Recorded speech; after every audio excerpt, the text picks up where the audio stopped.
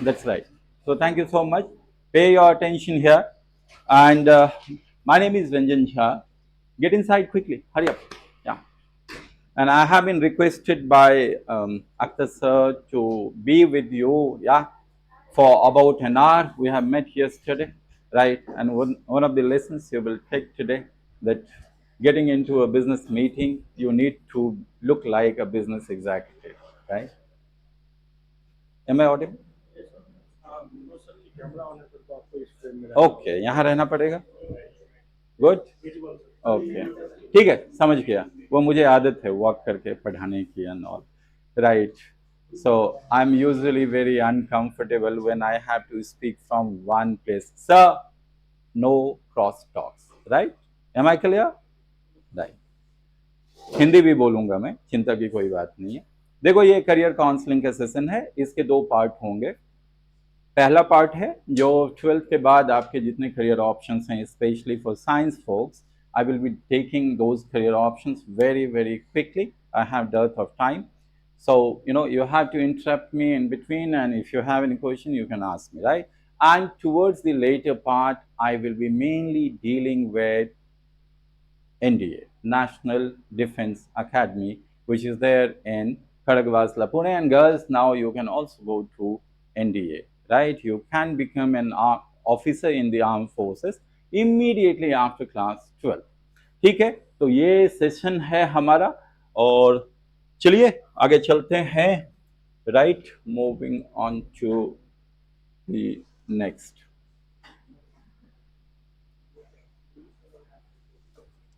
क्या बात है भाई? Teacher, yes, yes, yes, yeah, okay, ठीक है, right. And for moving ahead, next, right. Oh, so this is going to be a problem. This is not entirely visible. कोई बात नहीं, कोई बात नहीं, इसको छोड़ो, कोई बात नहीं है, इसकी सेटिंग को छोड़ो. देखो, करियर काउंसलिंग इसलिए ज़रूरी है कि आपको जो एक्सपर्ट लोग होते हैं उनसे बात करनी चाहिए कि करियर ऑप्शंस क्या होंगे. जैसे आप यहाँ हैं 11th और 12th में आप लोग हैं, साइंस स्ट्रीम है आपके पास, तो आपके पास इंफॉर्मेशन होनी चाहिए कि 12th के बाद मैं क्या करूँगा या मैं क्या करूँगी. आप में से कितने लोगों को IISER के बारे में मालूम है, आइजर के बारे में मालूम है? Raise your hand. Okay, you have an idea about ISER, right? Put your hands down among the boys. Do you have any idea about ISER? Any boy? IISER. किसी को आइडिया है? नहीं.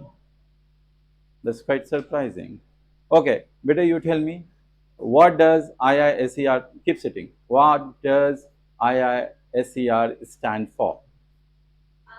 Basically वो एक research institute का college. मेरा question है, what does IISER stand for? So first you have to tell me the extension of IISER. You are science folks, you have to be very precise, you need to understand the questions. समझ में आई बात?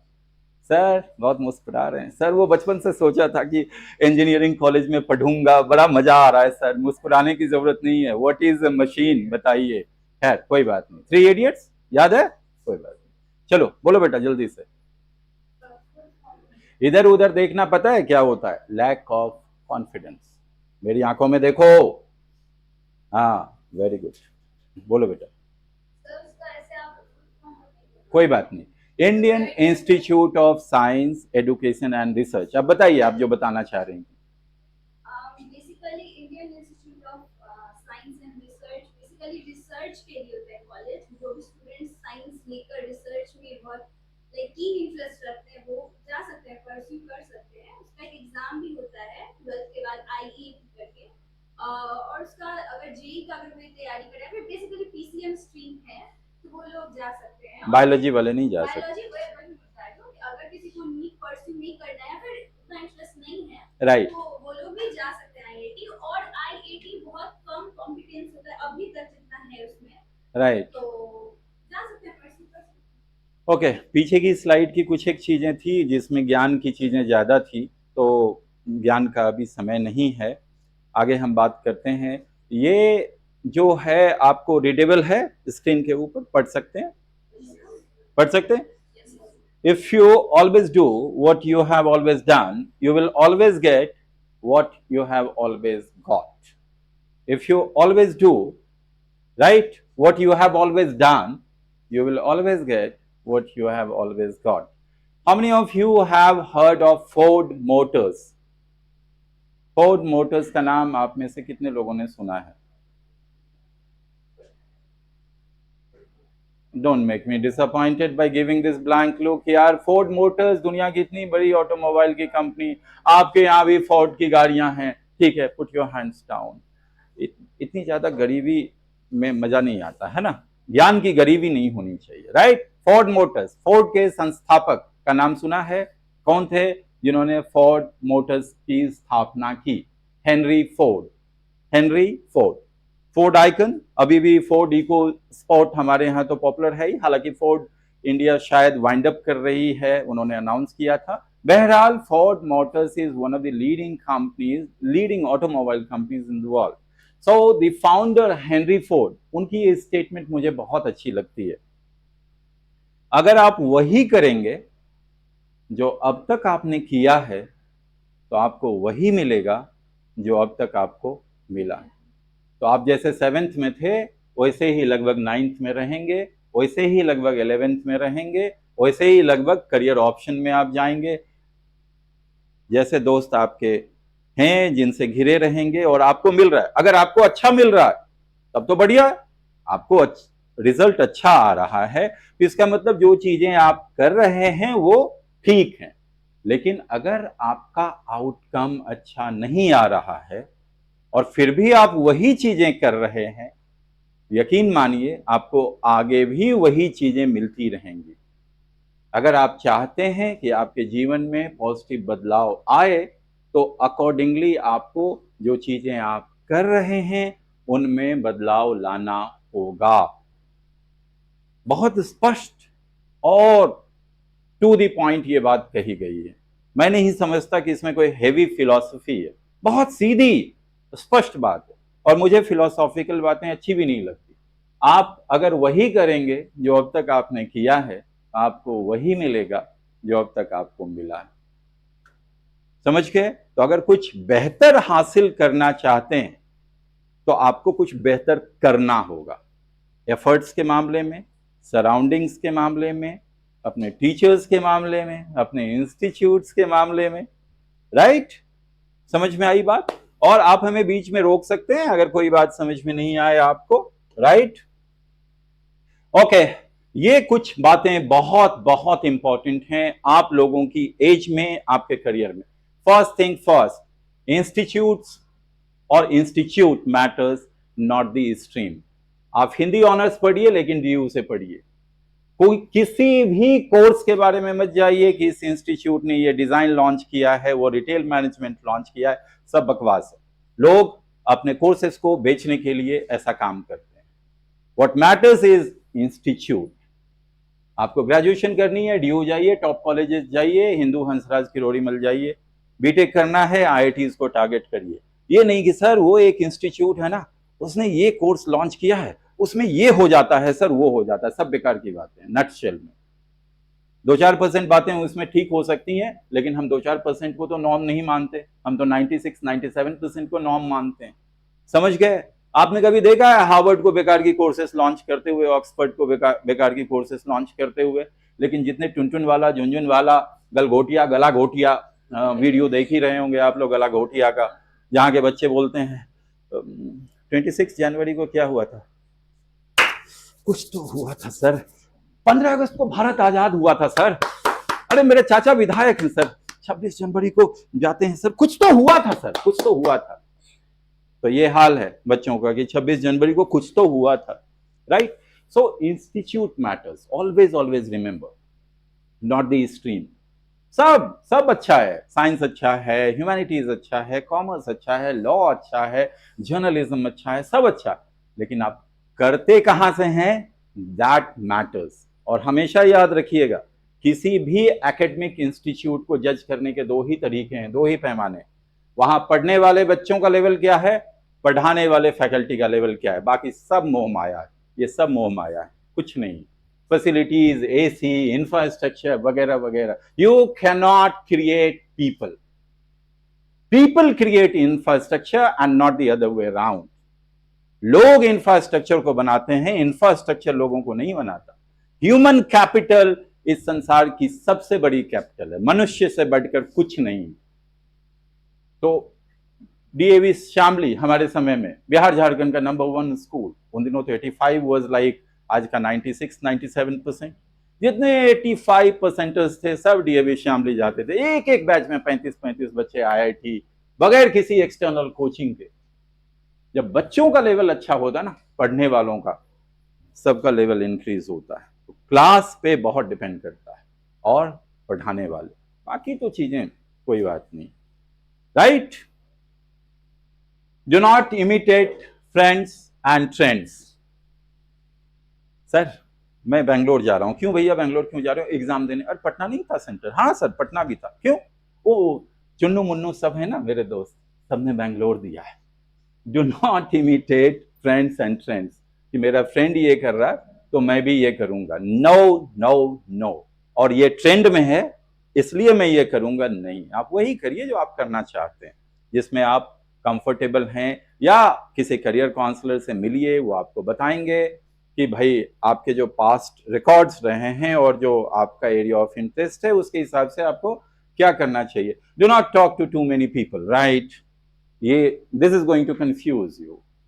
बहुत ज्यादा ambiguity हो जाएगी. बहुत ज्यादा लोगों से बात करने की जरूरत नहीं है. और आप ये हमेशा देखिए कि जिनसे हम बात करने जा रहे हैं उनका लेवल क्या है, उनका एक्सपोजर क्या है, उन्होंने लाइफ में कितनी चीजें देखी हैं.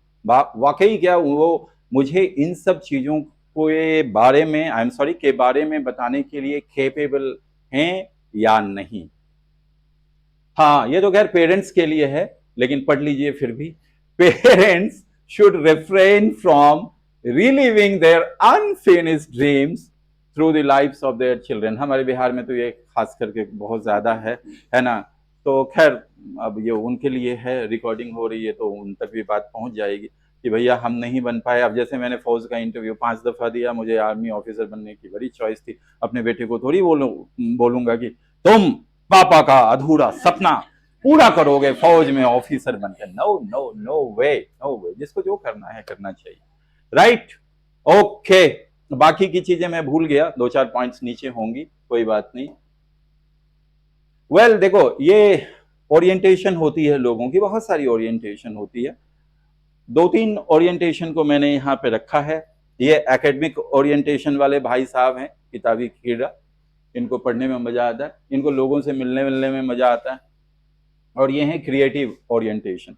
आप अपनी ओरिएंटेशन देखिए कि आपकी क्या है. जैसे आपकी ओरिएंटेशन जिस फील्ड में है, आपसे मैं मिला हूं कल, उस फील्ड में अच्छा कीजिए, उसमें और अपने को डेवलप कीजिए, बढ़िया कीजिए. कुछ फॉर्मल एजुकेशन लीजिए, अच्छा कीजिए. राइट. तो जिनकी जहां ओरिएंटेशन है, और आज की तारीख में यकीन मानिए कोई ऐसी फील्ड नहीं है जिसमें रेस्पेक्टेबल इनकम नहीं है. हमारे दौर में क्या था कि पैसे ढंग के बहुत ही कम फील्ड में मिलते थे. राइट. अब जैसे मुझे सही समय पे मेरी काउंसलिंग हुई होती, मुझे मालूम होता, तो मैं एमबीए कभी नहीं करता. Because I wasn't suited for MBA. I was more suited to teaching, career counselling, public speaking. Journalism में जाता, मैं लॉ करता, ये मैं करता, लेकिन मैं एमबीए कभी नहीं करता. उसमें मार्केटिंग तो हरगिज नहीं करता. करना भी होता तो मैं एचआर से करता. राइट. तो इसीलिए, लेकिन उन दिनों क्या था कि जर्नलिज्म में, लॉ में क्लैट वाला कॉन्सेप्ट नहीं था. लॉ का मतलब यही था कि आप लिटिगेशन में जाएंगे, काला कोट पहनेंगे, और जब तक आपको केसेस नहीं मिलेंगे, जब तक आपका नाम नहीं होगा, 10-12 सालों तक आप केवल एफिडेविट, या हमारे जो माननीय मुख्यमंत्री हैं वैसे तो रिकॉर्डिंग हो रही है. राइट. हाफिडेविट बनाता रह जाता मैं. राइट. तो लेकिन अब क्या है, क्लैट के आने के बाद से लॉ का जो पैराडाइम है हमारे मुल्क में, वो पूरी तरह से शिफ्ट हो गया है. 70% जो एनएलयू ग्रेजुएट्स हैं, they never go to courtroom. वो कोर्ट कभी जाते नहीं हैं. वो तो लीगल एडवाइजर के रूप में कॉर्पोरेट में काम करते हैं, जैसे एमबीए के लोग काम करते हैं. राइट. या जैसे कॉमर्स बैकग्राउंड के लोग, सीए लोग काम करते हैं. तो आज की तारीख में वो कंपल्शन नहीं है. आप जिस करियर में जाना चाहते हैं जाइए, हर फील्ड में आपको एक रेस्पेक्टेबल इनकम मिलेगी, राइट। हाँ, लेकिन ये भी डिपेंड करता है कि पेरेंट्स, हमारे यहाँ तो वो भी एक समस्या है, right. Okay, so these are the factors that you can keep in mind while taking a call on your career. So we call it API, aptitude, personality and interest. Aptitude is something जिसमें आप naturally अच्छे हों, नैसर्गिक रूप से जिसमें आप अच्छे हों, उसको हम एप्टीट्यूड कहते हैं, राइट। आपकी personality, what is a personality?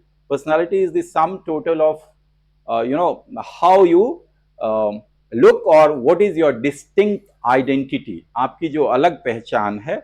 जैसे कहते हैं कि he has a very dominating personality, तो उसका जो सम टोटल निकल के आता है सभी चीजों का, वो एक डोमिनेटिंग इंसान के रूप में निकल के आता है। आपका एप्टीट्यूड क्या है? नंबर 1, पर्सनालिटी भी उसको मैच करती है और आपका उसमें इंटरेस्ट भी है। अगर ये तीनों चीजें हैं तो मजा आ जाएगा। The legendary Imran Khan, now a politician, the former cricketer and captain of Pakistan, he had once said, if you're passionate about something, then work becomes fun. जिस काम को आप कर रहे हैं उसके बारे में आप पैशनेट होते हैं तो फिर वो काम बोझ नहीं लगता, मजा आता है, राइट। तो इसीलिए जो भी आप करते हैं उसके बारे में पैशनेट होना चाहिए, या जो आपका पैशन है वही करिए। मैं फिर से कह रहा हूं, आज की तारीख में पैसा हर फील्ड में, कोई कंपल्शन नहीं है कि आईआईटी ही जाना है, राइट, बिल्कुल नहीं। अब मैं बात करूं, अगर I have 2 kids, my daughter is in class 10th and my son is in class 8th। Naturally आपको लग रहा होगा कि सर तो काउंसलिंग करते हैं, ये करते हैं, वो करते हैं, तो सर तो अभी से सोच रहे होंगे कि विद्या मंदिर में भेजेंगे तो एलन में भेजेंगे। ये ऐसा कोई इरादा हमारा दूर दूर तक नहीं है। बिटिया ने अपना इंटरेस्ट शो किया कि उसको फिजिक्स में, मैथ्स में इंटरेस्ट है और उसको नीट में, आईआईटी में इंटरेस्ट नहीं है, उसको प्योर साइंस पढ़ने में इंटरेस्ट है। मैं बहुत खुश हुआ कि प्योर साइंस पढ़ो, ठीक है, कल को आइजर का एग्जाम देना, बीएससी करो, डीयू के टॉप कॉलेजेस से कहीं से बीएससी करो, एमएससी करो, स्पेस साइंस में जाना है, मुझे ये करना, करो, जिंदगी भर पढ़ो, पढ़ते रहो, क्या दिक्कत।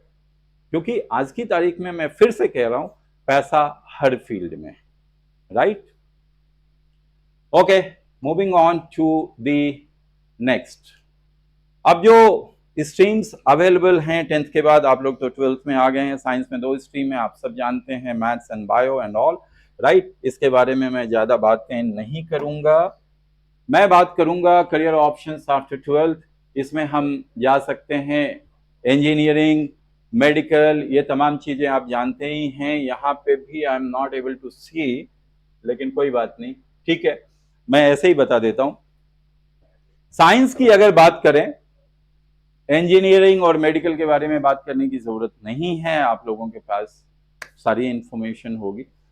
12th के बाद एनडीए आप जा सकते हैं, हालांकि एनडीए ह्यूमैनिटीज और कॉमर्स के बच्चे भी जा सकते हैं।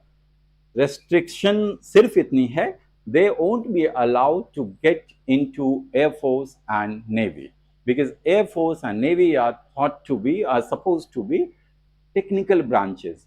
एयरफोर्स और नेवी में वही लोग जा सकते हैं जिनके पास 12th में फिजिक्स और मैथ्स, समझ गए। बायोलॉजी वाले भी एयरफोर्स और नेवी में नहीं जा सकते। आर्मी में सब लोग एलिजिबल हैं, वैसे भी आर्म फोर्सेस का मतलब तो आर्मी ही होता है। फिर IISER की बात हुई। IISER की बात आप लोगों को बताना जरूरी है, क्योंकि अब IISER में जाना रिलेटिवली आसान हो गया है। 2006 में Indian institute of science, education and research IISER की स्थापना हुई। इन इंस्टीट्यूट्स की स्थापना हुई IITs की तर्ज पे। जैसे IITs के अपने कैंपसेस हैं मोर देन 100 एकड़, IIT खड़गपुर का कैंपस तो 2500 एकड़ का है, लेकिन IISER के कैंपस भी 100 एकड़ से ज्यादा है। कंप्लीट रेजिडेंशियल सेटअप है। यहाँ प्योर साइंस की पढ़ाई होती है। प्योर साइंस का मतलब हो गया BSc, MSc and all. Applied science का मतलब हो गया इंजीनियरिंग एंड मेडिकल या प्रोफेशनल जैसे बायोटेक वगैरह।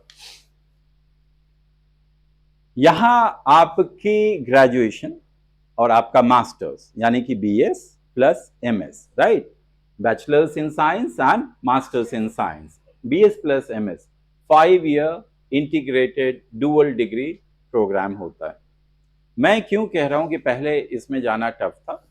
पहले जो, जैसा इन्होंने बताया, व्हाट इज योर नेम बेटा? आकांक्षा झा। आकांक्षा, प्लीज सिट डाउन।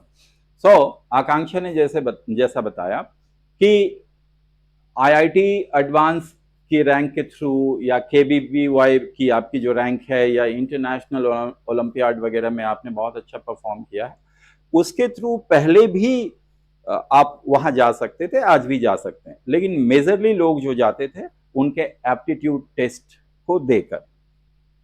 पहले क्या था कि एप्टीट्यूड टेस्ट आपने क्वालिफाई किया, दैट्स फाइन, लेकिन अलग अलग बोर्ड के हिसाब से उन्होंने मार्क्स मतलब निर्धारित किए हुए थे। जैसे सीबीएसई बोर्ड से आपने 12th किया है तो मिनिमम 90% होना चाहिए। अलग अलग स्टेट बोर्ड्स के उन्होंने मार्क्स डिफाइन किए हुए थे। अभी आज मैंने देखा, अब आपके पास आना था सुबह, उन्होंने सर ने देर से बताया तो हमने सोचा कम से कम इंफॉर्मेशन को रिविजिट कर लेते हैं। तो मुझे जानकर बहुत खुशी हुई कि जो IISER का अपना एप्टीट्यूड टेस्ट है उसमें अब 12th में केवल 60% मार्क्स वो मांगता है। ठीक, 12th में आपके मार्क्स कितने होने चाहिए? 60%। 15 15 15 15 चारों सब्जेक्ट से सवाल होंगे। चारों का मतलब पीसीएमबी, ठीक है। और शुरू के 3 साल या 2 साल आपको चारों सब्जेक्ट्स पढ़ने होंगे, समझ लीजिए। तो इसमें ऐसा नहीं है, साइंस एज अ होल है, समझ के। तो आपके पास बायोलॉजी नहीं है तो भी बायो के 15 सवाल आपको सॉल्व करने होंगे, मैथ्स नहीं है तो भी मैथ्स के 15 सवाल सॉल्व करने होंगे। इसका पॉजिटिव आउटकम क्या होता है? पॉजिटिव आउटकम ये होता है कि मैथ्स और बायो के जो क्वेश्चंस होते हैं वो उतने टफ नहीं होते, क्योंकि मैथ्स के क्वेश्चंस वो ये सोचकर बनाते हैं कि बहुत बच्चे ऐसे होंगे जिनके पास 12th में मैथ्स नहीं होगी, बहुत बच्चे ऐसे होंगे जिनके पास 12th में बायो नहीं होगी। फिजिक्स केमिस्ट्री का लेवल आईआईटी मेंस के लेवल के बराबर रहता है, लेकिन मैथ्स और बायो के क्वेश्चंस आसान होते हैं थोड़े। 7 हैं मेरे ख्याल से या 8 हैं। सबसे अच्छा माना जाता है पुणे का IISER Pune campus, Calcutta, Mohali, right, Trivandrum, Berhampur, फिर उसके बाद जहाँ तिरुपति, हाँ तिरुपति, राइट, मोहाली और भोपाल। तो ये कैंपसेस हैं, आप यहाँ जाइए। इनकी बड़ी इज्जत है, इनको शुरू में IITs ने इनकी हैंड होल्डिंग की है। IITs इनके मेंटोर इंस्टीट्यूट्स रहे हैं और ये उसी लाइन के इंस्टीट्यूट्स माने जाते हैं जिस लाइन के इंस्टीट्यूट्स हैं IITs, NITs एंड IISER। समझ में आई बात? तो 12th के बाद साइंस के बच्चों के लिए ये एक बहुत अच्छा ऑप्शन हो सकता है। नेवी में टेक्निकल एंट्री स्कीम में जिनके पास PCM है वो लोग जा सकते हैं 12th के बाद। Navy, Indian navy specially recruitment drive निकालती है। जो साइंस के PCM के बच्चे हैं, स्पेशल क्लास रेलवे अप्रेंटिस, इसमें सीट्स बहुत कम होती हैं, ये एग्जाम्स हैं। उसके बाद बाकी बी फार्मा वगैरह कर सकते हैं जिनके पास बायोलॉजी है, राइट। फार्मा इंडस्ट्री में जाने के लिए ICAR का एग्जाम दे सकते हैं अगर आपको BSc एग्रीकल्चर करना है और उस डोमेन में जाना है, तो बहुत अच्छा करियर ऑप्शन है उसमें भी। तो ऐसा नहीं है कि साइंस का मतलब सिर्फ और सिर्फ IIT और मेडिकल है, राइट। जितने भी ये करियर ऑप्शंस हैं ना, चार्टर्ड अकाउंटेंसी, कंपनी सेक्रेटरीशिप या फिर कॉस्ट अकाउंटेंसी या क्लैट, जरूरी नहीं है कि ये कॉमर्स और ह्यूमैनिटीज वाले ही देंगे। साइंस लेने का एक बहुत बड़ा बेनिफिट ये है कि you are eligible for everything. ऐसा कुछ भी नहीं है कि क्लैट आप नहीं जा सकते या आप चार्टर्ड अकाउंटेंट नहीं बन सकते या कंपनी सेक्रेटरी नहीं बन सकते, ऐसा बिल्कुल भी नहीं। हाँ, वो इधर नहीं आ सकते, लेकिन आपके लिए मैदान खाली है, समझ गए। और आप मुझसे इन सब सेक्टर्स के बारे में आपकी कोई भी स्पेसिफिक क्वेरी होगी तो at the end of the presentation you can ask me कि सर इसमें जाने के लिए क्या करना चाहिए, नहीं करना चाहिए, जो भी है, क्या फी है, नहीं है, कौन से इंस्टीट्यूट्स हैं, वगैरह वगैरह, right. Okay, now we come to the NDA part, but before this, if you have any question in general, you can ask me. If you have any question, you can ask me. And I believe I can write it here. Okay.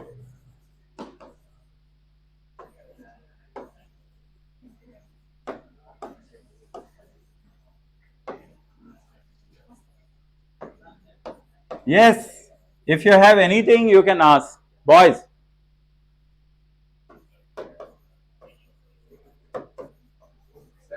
Yes, yes. Usse, how does that matter? Yeah, wonderful, wonderful. Institute matters, not the stream. Yes. See, if time permits, it was March 2001, right? I was in Delhi after completing my graduation. वो क्या बोलते हैं, एक कहावत है, मुल्ले की दौड़ मस्जिद तक, बिहारी स्टूडेंट कहाँ जाएगा, दिल्ली। आज नकल उसको दिल्ली जाना ही। आजकल थोड़े चेंजेस हो गए होंगे, लेकिन 20-25 साल पहले क्या था, हमारा रास्ता वही था ना, चाहे 12th के बाद जाइए या ग्रेजुएशन के बाद जाइए तो पहुंच गए दिल्ली। दिल्ली उन दिनों हमारे यहाँ ग्रेजुएशन में 4 साल, 5 साल, 6 साल लगना आम बात थी। ऐसा नहीं था कि हम फेल हो रहे थे, बल्कि ऐसा होता था कि यूनिवर्सिटीज एग्जाम बहुत देर से लिया करती थी, ठीक है। Now one of my friends had been preparing for banking, PO, probationary officer, for banks. Back then we didn't have IBPS. IBPS का कोई नामो निशान भी नहीं था तब एक BSRB हुआ करती थी, बैंकिंग सर्विसेज रिक्रूटमेंट बोर्ड, जो कि बैंक के लिए एग्जाम्स लिया करती थी।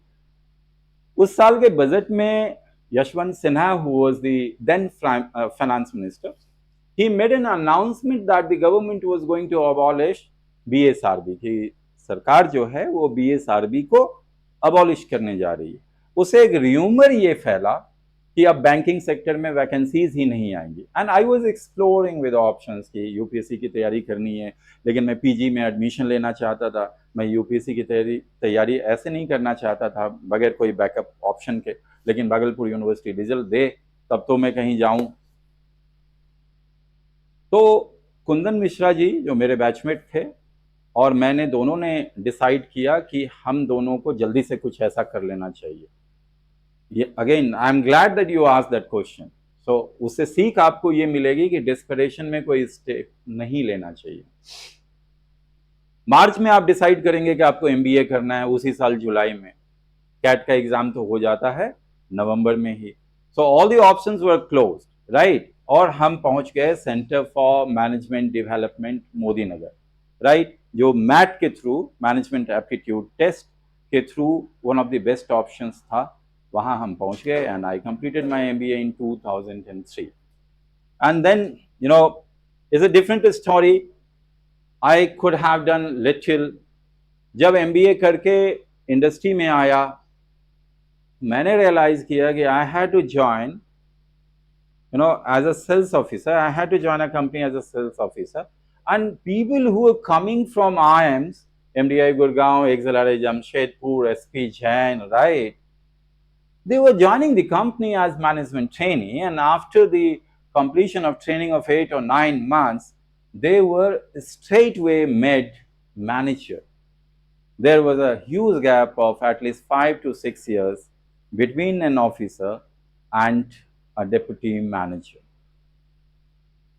So institute matters, not the stream, right? ये प्रूव हो गया, अच्छा है, क्योंकि आप साइंस के बच्चे हैं, दिमाग आपका तेज होगा, तो आपने ये सवाल पूछा, देखिए साबित हो गई ना ये बात।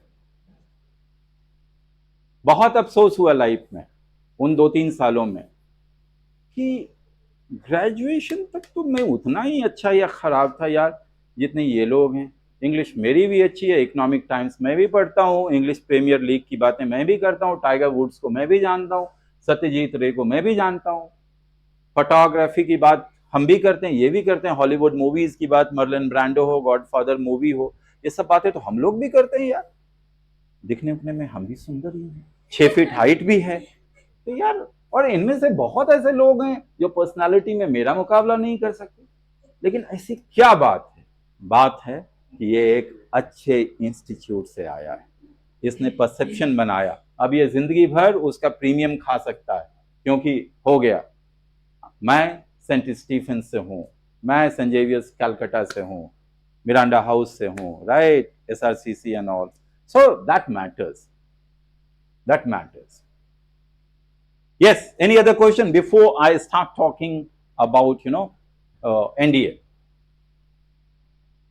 Oh, I'm left with only 18 minutes. Yes, yes, any other question? आप में से कितने लोग ऐसे हैं जो एनडीए के लिए इंटरेस्टेड हैं, एनडीए का एग्जाम देना चाहेंगे सितंबर में? बोलिए बोलिए, हाथ खड़े कीजिए, कोई दिक्कत नहीं। अरे इधर उधर मत देखिए कि कौन मुझे देख रहा, कल को पूछेगा इसका हुआ कि नहीं हुआ। Okay, only 2, put your hands down. धीरे धीरे और भी हो जाएंगे, कोई दिक्कत नहीं है, बहुत लोगों को शुरू में मतलब झिझक होती है। बहरहाल, nobody from girls? No, okay, you are not interested in, so what is your goal? What do you want to do in life? Engineering, right?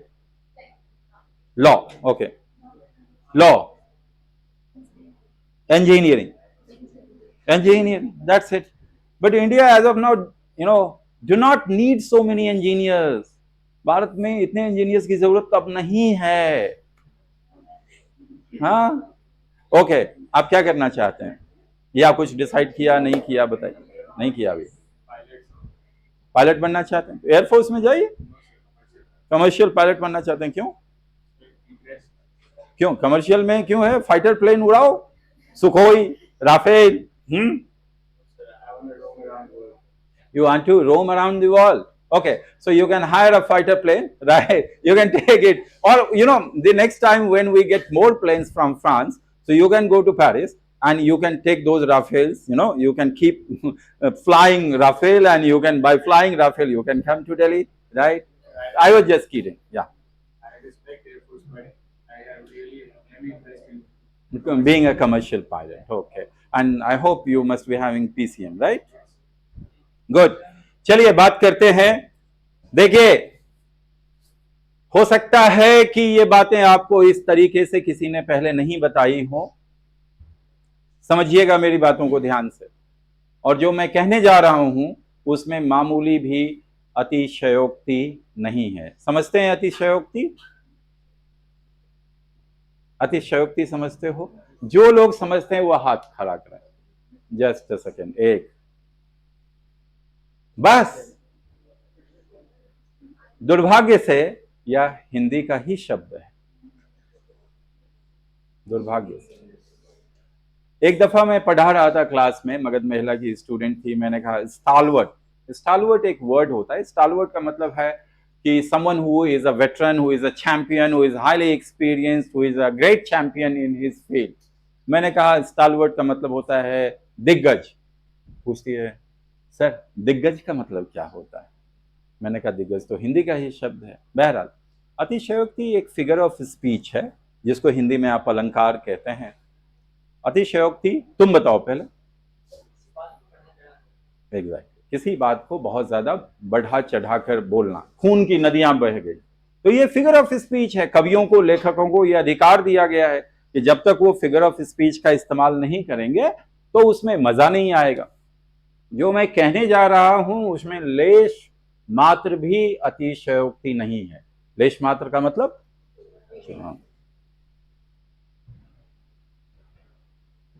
Class 1 officer बनने का और एक बहुत ही सम्मानजनक रॉयल लाइफ जीने का सबसे आसान तरीका है एनडीए और सीडीएस।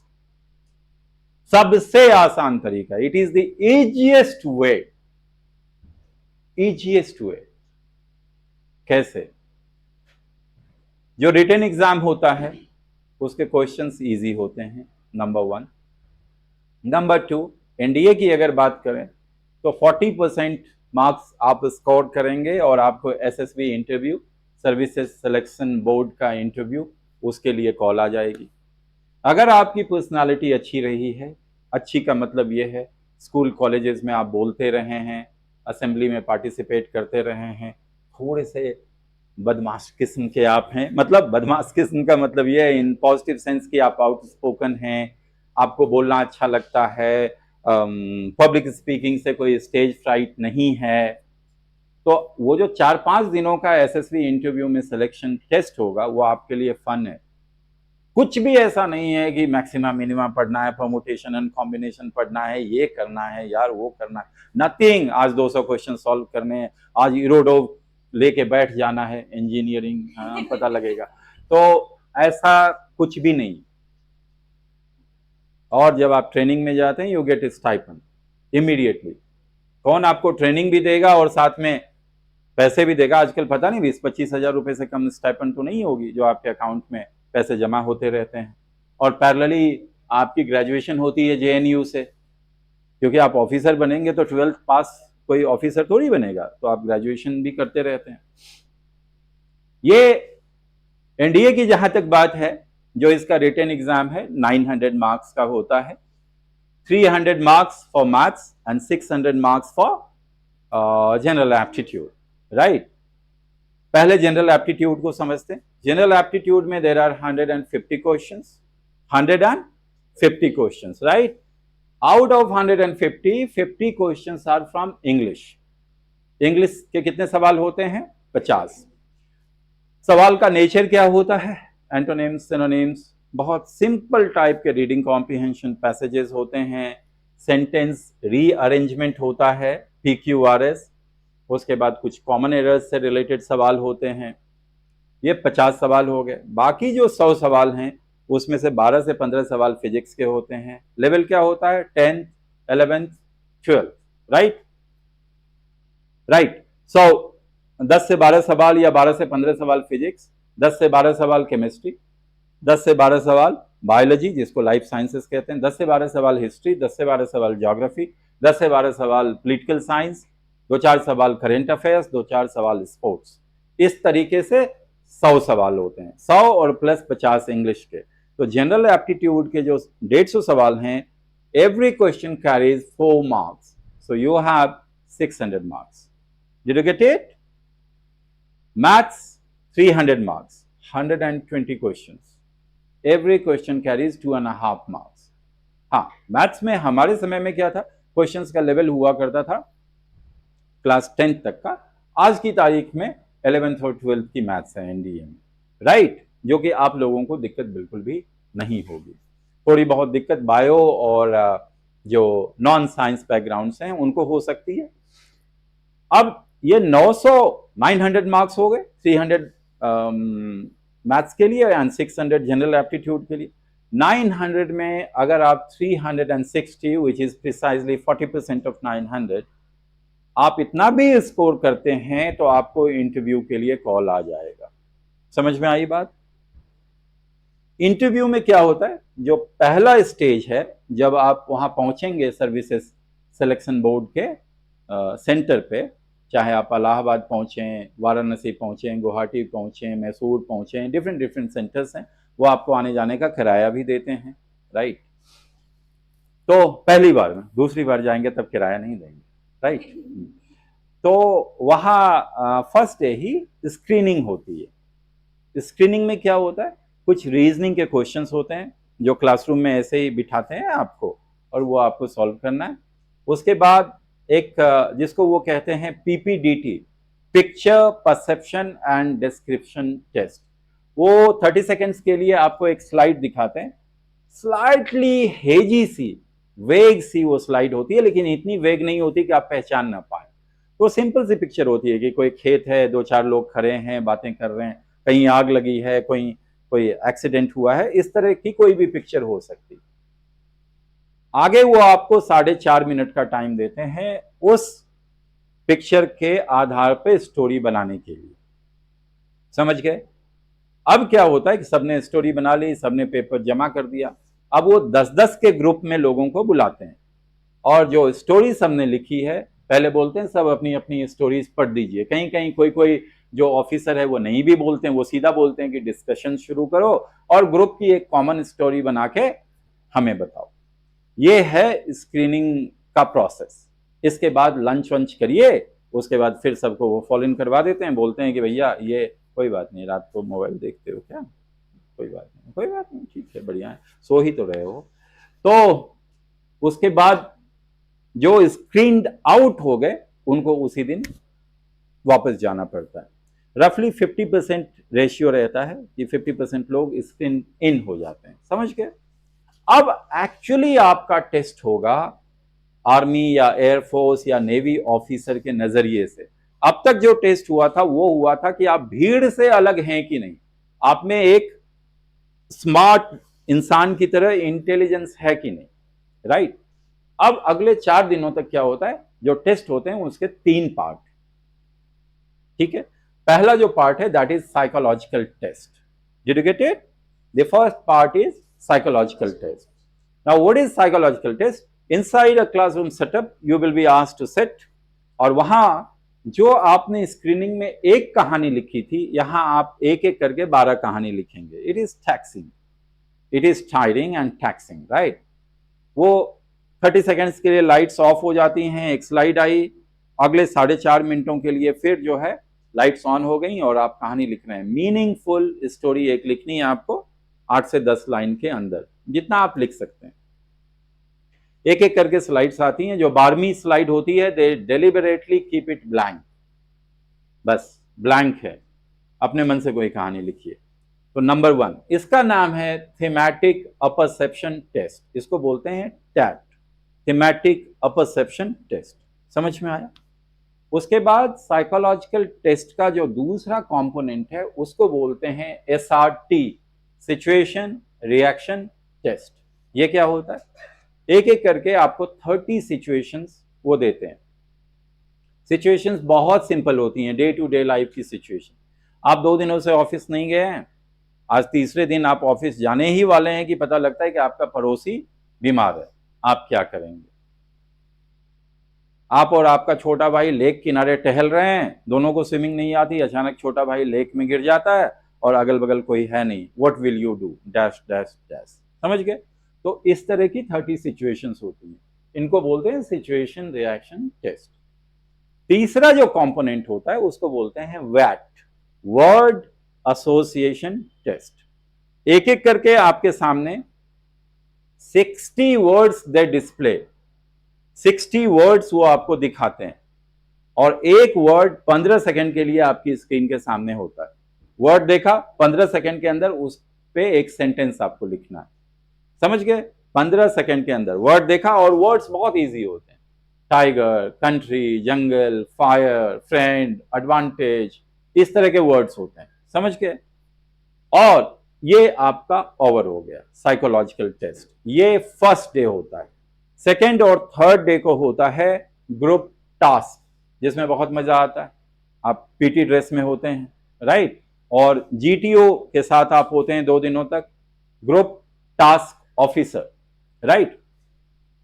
जो जीटीओ होते हैं, अगर आर्मी में आप जा रहे हैं तो वो मेजर होते हैं, मेजर रैंक के होते हैं। एयरफोर्स में जा रहे हैं तो वो स्क्वाड्रन लीडर होते हैं। मतलब वो बहुत एकदम से फ्लाइंग ऑफिसर या लेफ्टिनेंट की तरह यंग भी नहीं होने चाहिए और कर्नल और ब्रिगेडियर वगैरह की तरह बहुत सीनियर भी नहीं होने चाहिए। तो जानबूझकर मेजर को या स्क्वाड्रन लीडर को, जो 30 इयर्स के आसपास होते हैं, कि उनमें थोड़ी मैच्योरिटी भी हो और बच्चों के साथ कनेक्ट भी कर पाए, उनको रखा जाता है। इसमें बहुत सारे टास्क होते हैं, बहुत मजा आता है आपको 2 दिनों तक। कुछ टास्क जो हैं इंडिविजुअल होते हैं। टास्क जैसे मैं बता देता हूं आपको कि यहां ओके, जैसे एक लाइन यहां है, एक लाइन यहां है, इसका डिस्टेंस है 20 फीट, राइट, ग्राउंड में, और ये ग्राउंड में ही होता है। उनका कैंपस बहुत अच्छा होता है। तो आप यहां ईंटों की एक लाइन लगी हुई है, यहां खड़े हैं सबके सब 10 लोग, और वहां मेजर साहब हैं, आपको बता रहे हैं टास्क के बारे में, और 20 फीट का डिस्टेंस है। वो बोलते हैं the area in front of you has been filled with land mine, आप इसमें यू कैन नॉट वॉक, यहाँ लैंड माइन्स बिछी हुई हैं, ठीक है, आप सभी लोगों को पार करना है।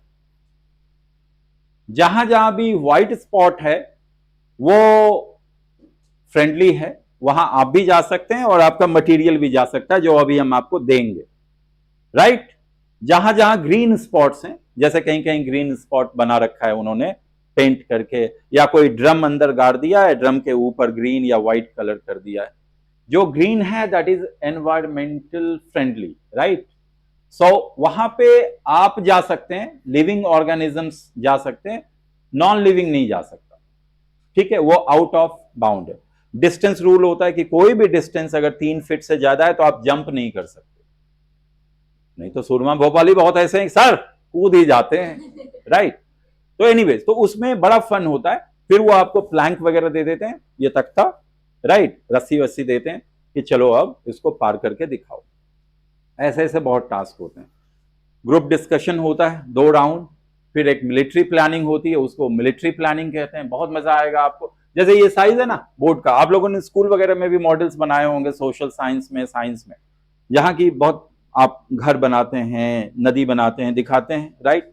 तो वो आपके सामने एक बड़ा सा मॉडल रख देते हैं और स्टिक लेकर आपको गाइड करते हैं कि आप लोग 10-12 लोगों का ग्रुप है, आप एनसीसी के कैडेट्स हैं या कॉलेज के स्टूडेंट्स हैं, आप किसी गांव में गए हुए हैं, जंगल में गए हुए हैं, कैंप में, और एक दिन सुबह सुबह ये सारी प्रॉब्लम्स हो जाती हैं। कोई आकर बोलता है कि गांव में डाकू आ रहे हैं लूटने के लिए, तभी पता लगता है कि कोई जो है, कोई आया है, बच्चों के स्कूल में जा रहा है, वहां दूध में जहर मिलाने जा रहा है, तभी कोई आकर बोलता है कि उसके घर में आग लग गई है। तो एक तरफ से 5-6 प्रॉब्लम्स वो आपको गिना देते हैं और बोलते हैं कि अब चलो सॉल्व करो टास्क को।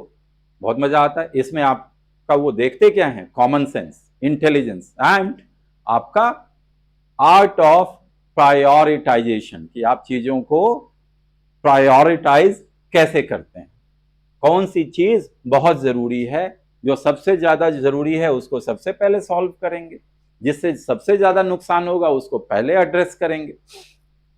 खैर, तो ये सब चीजें हिस्सा हैं किसका, ग्रुप टास्क का। और जो तीसरा कंपोनेंट है एसएसबी इंटरव्यू का, पहला हो गया साइकोलॉजिकल टेस्ट, दूसरा हो गया ग्रुप टास्क, तीसरा है personal interview. Personal interview, personal interview अगर आप आर्मी में जा रहे हैं तो ब्रिगेडियर लेंगे जो बोर्ड के चेयरमैन होते हैं, या कॉर्नल भी ले सकते हैं, कॉर्नल डेप्यूटी चेयरमैन होते हैं, राइट। उधर एयरफोर्स में जा रहे हैं तो air commodore, right, air commodore आपका इंटरव्यू लेंगे। पर्सनल इंटरव्यू यही सब सवाल पूछते हैं, family background, ambition in life वगैरह वगैरह, आर्मी क्यों ज्वाइन करना चाहते हो, एनसीसी में थे नहीं थे, यही तमाम चीजें जो हैं, बहुत personal question, hobbies, interest, strength क्या है, वीकनेसेस क्या है। तो आपको नहीं लगता कि ये बहुत मुश्किल नहीं है, खासकर उनके लिए जो इन सब चीजों को करते आए हैं बचपन से? मुश्किल है? अरे बोलो, नहीं है ना? तो एग्जाम दो, तैयारी करो, राइट। अब तो लड़कियों के लिए भी ओपन है। सो दैट्स इट, है ना। एनडीए के बारे में भी मैंने आपको कॉम्प्रिहेंसिवली बताया। अब आपको कुछ भी पूछना हो आप इत्मीनान से मुझसे पूछ सकते हैं, किसी भी चीज के बारे में, ऑफ कोर्स एनडीए के बारे में भी, बाकी चीजों के बारे में भी। उसके बाद आखिर में मैं एक चीज बताऊंगा, things that you should keep in mind, but उसके पहले आपको कुछ भी पूछना है वो प्लीज पूछिए।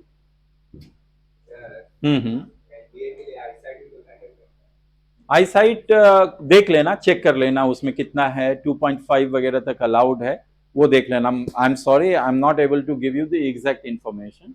एयरफोर्स नहीं जा पाओगे अगर स्पेक्स लगा हुआ है, राइट। एयरफोर्स जा सकते हो ग्राउंड ड्यूटी में, फाइटर पायलट नहीं बनोगे, वो प्लेन उड़ाने को नहीं मिलेगा, लेकिन एयरफोर्स में still you can be an officer, और आर्मी में तो हो ही सकते हो। कुछ लिमिटेशंस हैं वो देख लेना। बहुत सारे फौजी चश्मा लगाते हैं, क्या दिक्कत है उसमें? और पूछो, क्या पूछना है, पूछो पूछो। Yes, Akanksha, what do you want to do? IIT? Please keep sitting. Not decided yet, but with the time. Okay, from where you have done your 10th? Madhubani, Bihar. Which school?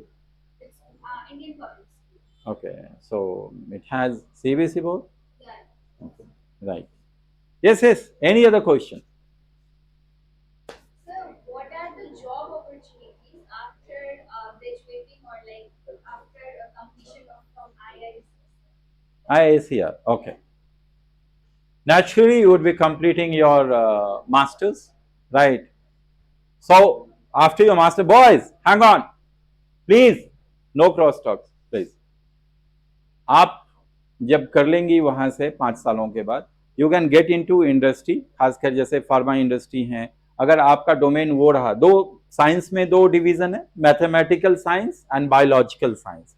Mathematical science में maths and physics आ जाती है और biological science में bio या life sciences आप कहते हैं। Chemistry दोनों में कॉमन है। केमिस्ट्री लाइफ साइंसेस वाले में ज्यादा है और उधर थोड़ा कम है। तो आप इंडस्ट्री में जैसे अगर बायोलॉजिकल साइंसेस से हैं तो जो फार्मास्यूटिकल कंपनीज हैं वो आपको रिसर्च वगैरह में लेती हैं, राइट। अगर आप मैथमेटिकल साइंसेस से हैं तो आप जैसे सेमीकंडक्टर डिवाइसेस वगैरह जो कंपनियां बनाती हैं उन सब में आप जा सकते हैं, राइट, जहां फिजिक्स का काम होता है। तो बहुत सारी अपॉर्चुनिटीज हैं।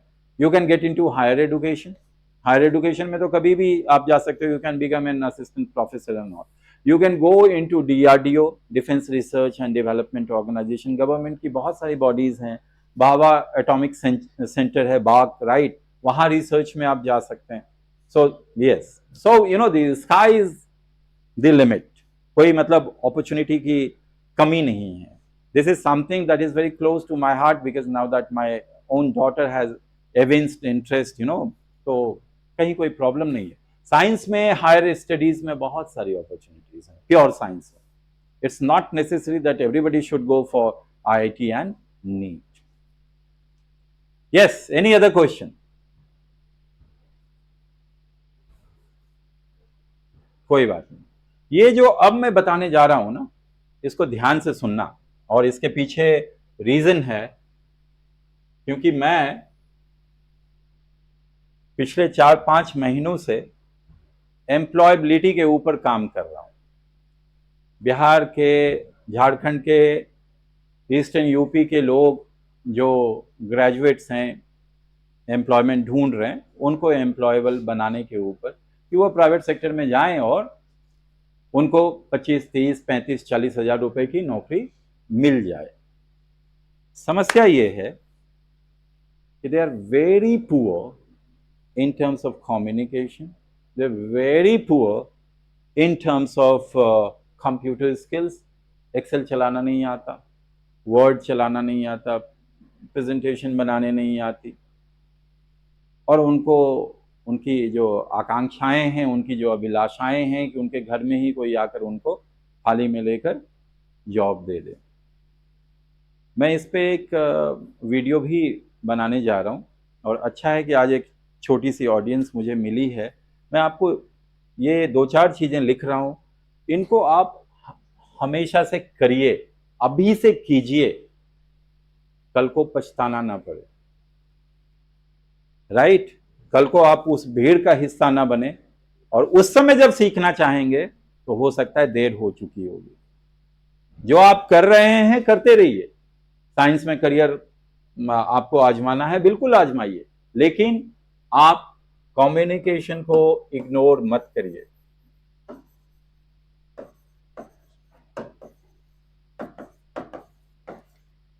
आज सुबह बात हुई मेरी अपने नवोदय विद्यालय के एक जूनियर से। I have done my schooling in JNB, right.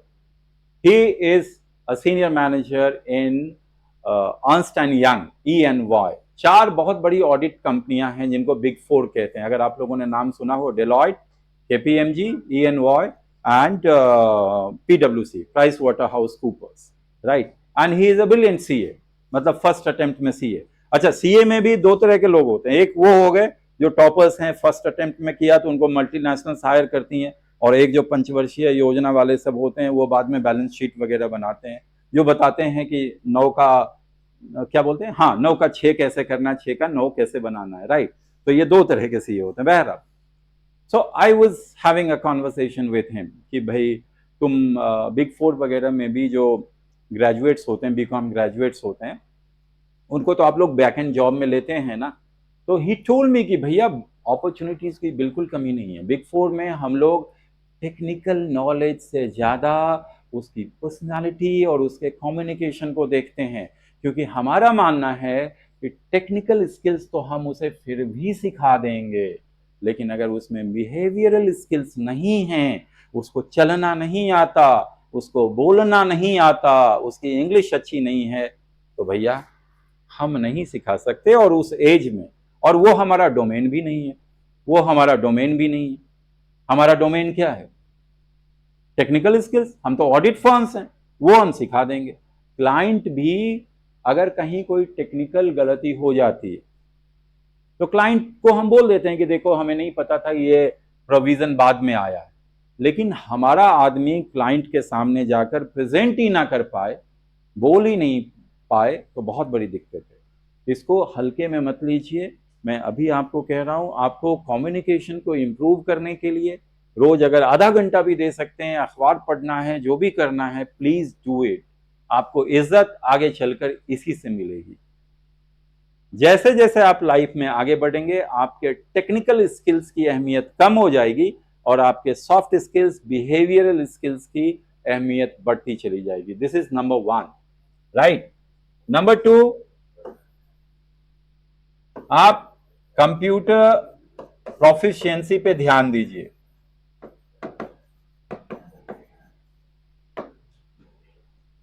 जो बेसिक चीज है, बहुत बेसिक चीज है, कम से कम एमएस ऑफिस में तो आपको अच्छा होना चाहिए। केवल वो मोबाइल पे कैनवा एनवा बनाने से नहीं होगा। प्रॉपर जो काम होता है, एक्सेल का जो काम है, जो पावर पॉइंट है, वो करना होगा। ये जुगाड़ टेक्नोलॉजी से काम नहीं चलेगा कि ये कर लिया वो कर लिया। आजकल बहुत बच्चों को मैं देखता हूं, that is not what you know the corporates require. तो जो प्रॉपर, वो भी करते रहिए वो जो आप करते हैं, right. So computer proficiency, communication and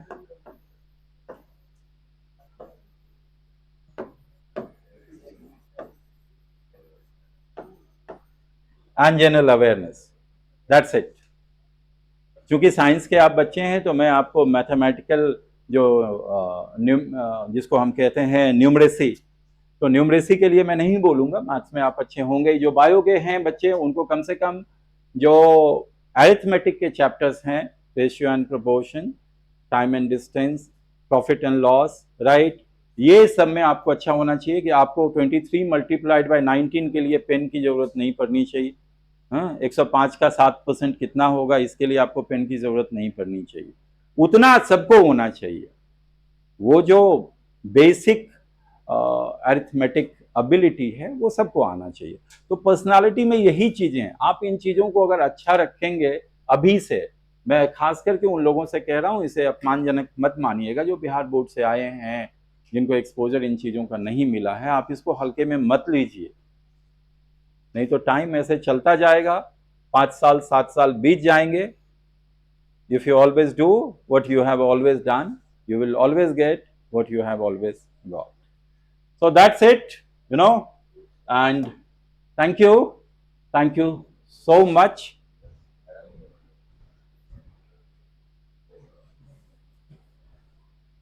And once again, if you have any question, you can ask me. Yeah, anybody, any question?